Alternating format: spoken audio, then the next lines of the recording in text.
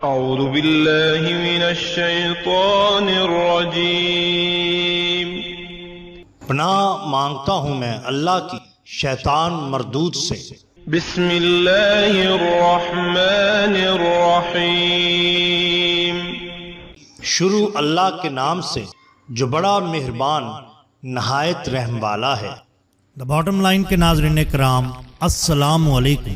محترم ناظرین، ہم اپنی آج کی ویڈیو میں حضور غوث پاک سرکار رحمت اللہ تعالی علیہ کی چند کرامات آپ کے سامنے پیش کریں گے جو یقیناً آپ کے لیے دلچسپی کا باعث ہوں گی۔ ناظرین کرام، مولانا عبد الرحیم قادری کانپوری رحمت اللہ تعالی علیہ نے ایک بار یوں لکھا تھا: ولایت کے شمس و قمر غوث اعظم، ضیاء بخش قلب و نظر غوث اعظم، تمہیں یاد کرتے ہیں ارباب ایمان عقیدت سے شام و سحر غوث اعظم، وہاں گوشہ گوشہ ہے جنت بدامہ، جہاں ہو گئے جلوہ گر غوث اعظم، بیک وقت پرواز روحانیت سے ہے، ہیں 70 مریدوں کے گھر غوث اعظم، میرے گھر ہوئی محفل 11ویں کی جب، چمکنے لگے بام و در غوث اعظم، تمہارے وسیلے سے اے شاہ جیلاں مجھے چاہیے مال و زر غوث اعظم، پریشان ہے موج حوادث سے آقا، مجھ پر بھی ہو ایک نظر کرم یا غوث اعظم۔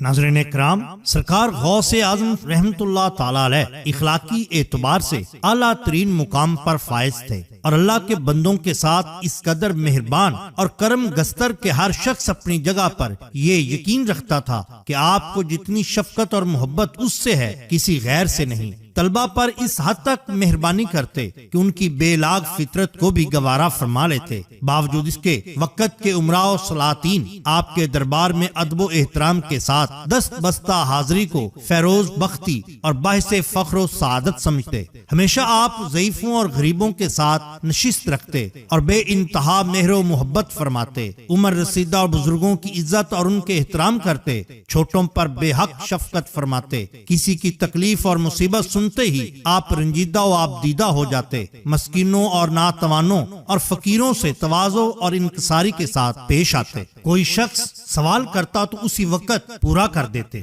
یہاں ہم آپ کی چند کرامات پیش کرتے ہیں۔ ایک روایت میں حضرت ابو حفص رحمت اللہ تعالی علیہ فرماتے ہیں کہ ہمارے شیخ سرکار غوث اعظم رحمت اللہ تعالی علیہ اپنی مجلس میں برملا زمین سے کرۂ ہوا میں مشی فرماتے تھے کہ آفتاب طلوع نہیں ہوتا تھا تا وقتے کہ میری بارگاہ میں سلام نہ بھیجے۔ بالکل اسی طرح شیخ ابو الحسن حیتی فرماتے ہیں کہ ایک مرتبہ میں سرکار غوث اعظم کے مدرسوں میں حاضر تھا، ایک مالدار تاجر ابو غالب فضل اللہ بن اسماعیل بغدادی حاضر ہوا اور کہنے لگا کہ جب کوئی شخص دعوت پیش کرے تو حضور اس کو قبول کرنی چاہیے، کیا یہ درست ہے؟ آپ نے فرمایا ہاں۔ کہنے لگا میری دعوت قبول فرما لیجیے۔ آپ نے فرمایا اگر مجھ کو اجازت مل گئی تو ضرور شریک ہوں گا۔ اس کے بعد تھوڑی دیر آپ نے مراقبہ میں سر چکا لیا، پھر سر مبارک اٹھا کر فرمایا مجھے اجازت مل گئی، اب میں ضرور آؤں گا، مطمئن رہو۔ وقت معینہ پر آپ اپنی سواری پر سوار ہو کر روانہ ہوئے۔ شیخ علی نے آپ کے دائیں رکاب تھامی اور ابو الحسن نے بائیں رکاب پکڑی اور تاجر کے مکان پر پہنچ گئے۔ وہاں علماء و مشائخ کرام کی ایک بڑی جماعت پہلے سے ہی موجود تھی،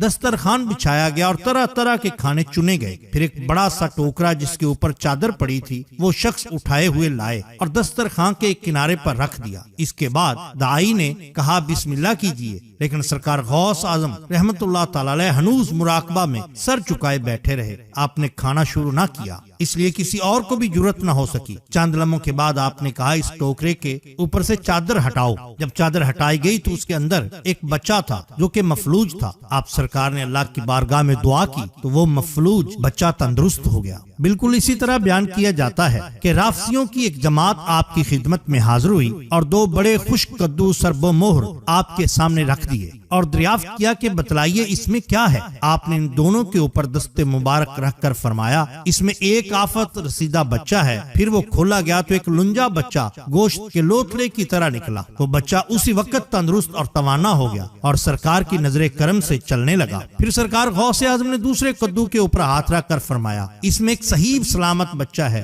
کھولا گیا تو ایک تندرست بچہ نکلا۔ حضرت نے اس کی پیشانی کے بال پکڑ کر فرمایا اپاہج ہو جا۔ اتنا کہنا تھا کہ اسی وقت وہ بچہ لنجا ہو گیا۔ یہ کرامات دیکھ کر رافضیوں نے اپنے باطل مذہب کو چھوڑ کر حضور غوث اعظم سرکار کے دست مبارک پر بیعت کی، اس واقعہ کو دیکھ کر 3 مردان حق جاں بحق بھی ہو گئے تھے۔ بالکل اسی طرح بیان کیا جاتا ہے کہ ایک بار حضور غوث پاک سرکار رحمت اللہ تعالی علیہ ہمراہ اپنے مریدین باصفا کے سیاحت پر تھے۔ آپ کا گزر ایک ویران علاقے سے ہوا۔ یہ ایک صحرا تھا جہاں ہر طرف ویرانگی تھی۔ آپ نے دیکھا کہ ایک بوڑھا درخت ہے جس کے ارد گرد چند لوگ بیٹھے ہیں اور زور زور سے اس کو پکار رہے ہیں اور کہہ رہے ہیں کہ ہمیں کھانا دو، ہمیں پانی دو، ہم پیاسے ہیں۔ سرکار نے فرمایا کہ اللہ تعالیٰ سے دعا کرو، اللہ تعالیٰ کوئی نہ کوئی سبب بنا دے گا۔ کہنے لگے کہ ہم عرصہ دراز سے یہاں بیٹھے ہیں لیکن ہماری مراد پوری نہ ہو سکی۔ سرکار نے فرمایا کہ ایسا نہیں ہے، اگر اللہ والے چاہیں تو مرادیں پوری ہو جاتی ہیں، اس لیے کسی اللہ والے سے لو لگاؤ۔ کہنے لگے کون ہے؟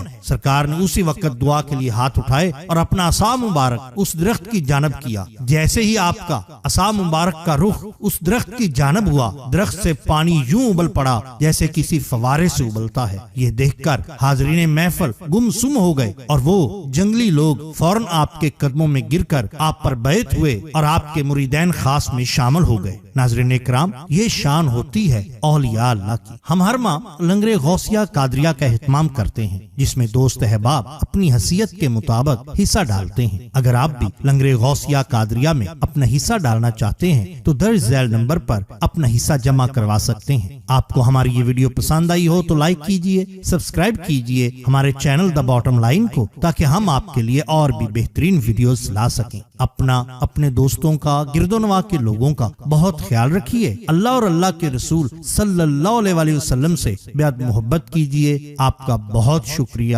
اللہ حافظ۔